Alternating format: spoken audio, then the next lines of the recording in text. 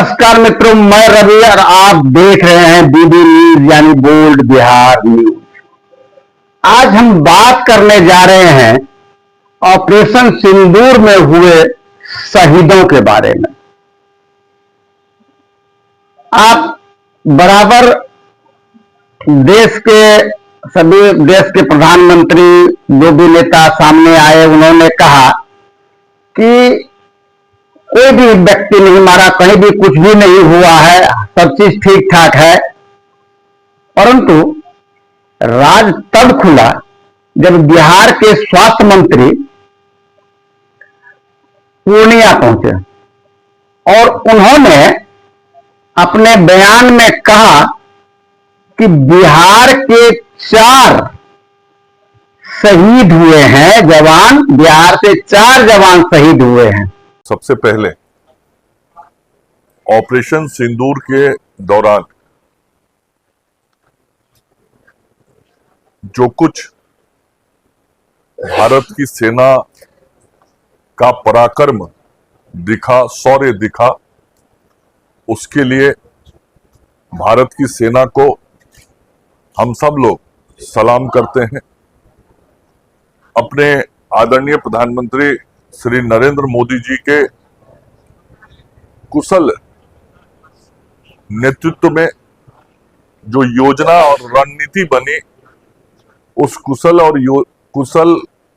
योजना और रणनीति बनाने के लिए प्रधानमंत्री जी का भी आभार व्यक्त करते हैं।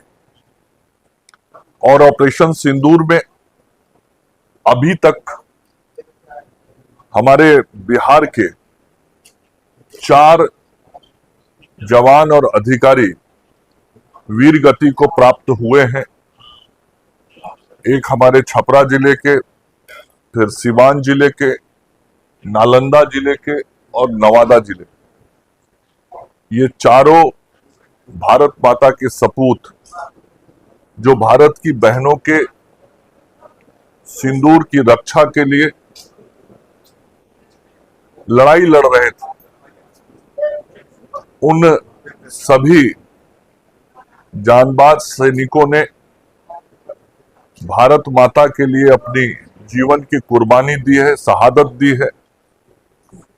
ऐसे वीर गति को प्राप्त अपने सभी सैनिकों के प्रति हम श्रद्धांजलि भी निवेदित करते हैं, सम्मान भी निवेदित करते हैं और उनके पूरे परिवार और स्वजनों को ईश्वर इस दुख की घड़ी में इस कष्ट को सहने की ताकत और संबल प्रदान करें, यह ईश्वर से प्रार्थना भी करते हैं। आपने सुना इन्होंने क्या कहा? बिहार के 4 जवान और अधिकारी शहीद हुए हैं। कहां के? छपरा, सिवान, नालंदा और नवादा। लेकिन उनका नाम इन्हें नहीं पता, उसके बारे में इन्होंने नहीं किया।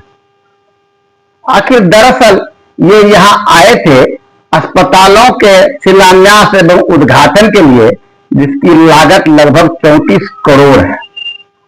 हम ये नहीं कह रहे हैं कि वो छोड़े, हटाइए इन बातों को, उससे कोई मतलब नहीं है। पर उन्होंने ये कहा कि छपरा, सिवान, नालंदा और नवादा के 4 जवान शहीद हुए। कौन कौन? ये नहीं, मैं आपको बताता हूं कि वो आदमी कौन कौन थे। छपरा से हुए हैं मोहम्मद इम्तियाज, जो बीएसएफ में एसआई हैं। वो आरएस पुरा सेक्टर में 10 मई को उनका शहादत हुआ। 10 मई को उनको गोली लगी, गोलाबारी में, पाकिस्तान से गोलाबारी में। और दूसरे हैं राम बाबू प्रसाद, जो सिवान के रहने वाले हैं और इनकी भी शहादत, ये भी बीएसएफ में है, इनकी भी शहादत हुई, जो सिवान के वासनीपुर के रहने वाले हैं। इसके बाद नालंदा से सिकंदर राउत और नवादा के मनीष कुमार, ये 4 व्यक्ति शहीद हुए, जिसका नाम बिहार के स्वास्थ्य मंत्री ने कहा। परंतु इसके अतिरिक्त भी कई जवान शहीद हैं जिनका क्लियरेंस अभी तक नहीं किया जा रहा है। क्यों? चलिए इस मुद्दे पर तो चर्चा बाद में करेंगे, लेकिन बिहार की राजनीति में एक चर्चा बता दूं कि मोहम्मद इम्तियाज जो बीएसएफ में एसआई हैं, जो कि छपरा के रहने वाले थे, इनके घर पे नीतीश जी गए, मुख्यमंत्री नीतीश कुमार पहुंचे और उन्होंने उन्हें 50 लाख रुपया अनुदान की आश्वासन दिया, जिसमें से 21 लाख रुपया बिहार सरकार देगी और 29 लाख रुपया सीएम राहत कोष से दिया जाएगा। इनके 2 बच्चे हैं। चलिए, परंतु इन्होंने रामबाबू प्रसाद, सिकंदर राउत और मनीष कुमार के यहां जाना उचित नहीं समझा। क्यों? अब सहज अंदाजा लगाइए, क्या इसमें भी राजनीति चल रही है? यहां भी वोट की राजनीति हो रही है? सिर्फ मोहम्मद इम्तियाज के ही घर पर क्यों? इन लोगों के घर पर क्यों नहीं? ये भी तो शहीद हुए हैं, इनके घरों पर क्यों नहीं गए? नहीं जाते, कहीं नहीं जाते, पर किसी एक के यहां क्यों? स्वास्थ्य मंत्री मंगल पांडे के बयान के बाद मैंने इस पर रिसर्च करना शुरू किया तो कई शहीदों के नाम सामने आए। उनमें से राजकुमार थापा, इन्हें भी शहीद कहा जाए, परंतु ये सैनिक नहीं है, ये एडिशनल डिस्ट्रिक्ट कमिश्नर थे जो रजौरी में, जम्मू कश्मीर रजौरी में पदस्थापित थे। इनके यहां बम गिर गया और ये इनकी मौत हो गई, इनको भी शहीद कहा जा रहा है। और इनके साथ जो इनके सिक्योरिटी में 2 जवान थे वो भी घायल हुए थे। इसके अलावा दीपक चिमंगखम जो आरएसपुरा में पोस्टेड थे, ये मणिपुर इंफाल के हैं, ये बीएसएफ जवान थे, इनकी भी शहादत 10 मई को हुई। सूबेदार मेजर पवन कुमार जो हिमाचल के कांगड़ा के रहने वाले थे, जो 25 पंजाब रेजिमेंट में जेसीओ थे, इनके पिता भी हवलदार थे आर्मी में, इनकी भी शहादत हुई। साथ बताऊं, जवान मुरली नायक जो आर्मी में थे, इनके पिता मजदूर हैं, ये भी 8-9 मई के रात्रि में हुए गोलाबारी में शहीद हुए।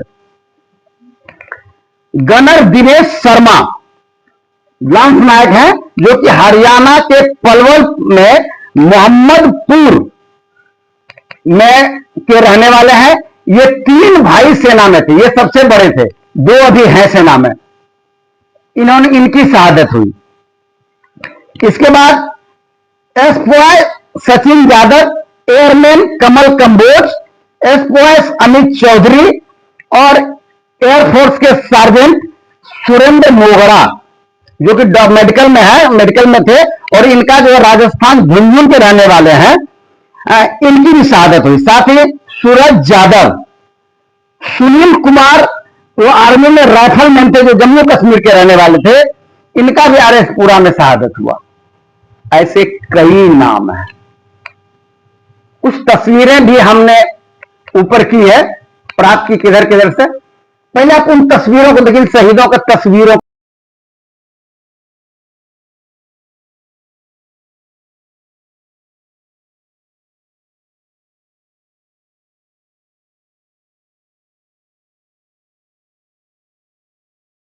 आपने देखा, ये कुछ शहीदों के तस्वीर जो इन प्रकार में प्राप्त किया, वो मैं आपके सामने रखा।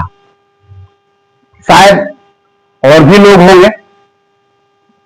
क्या ये फर्ज नहीं बनता कि सारे शहीदों का नाम सामने आए? आखिर हमने क्या खोया? आप ढिंढोरा पीट रहे कि पाकिस्तान को हमने इतना बर्बाद किया, हमने क्या खोया? क्या यह जानने का हक भारत के नागरिकों को नहीं है?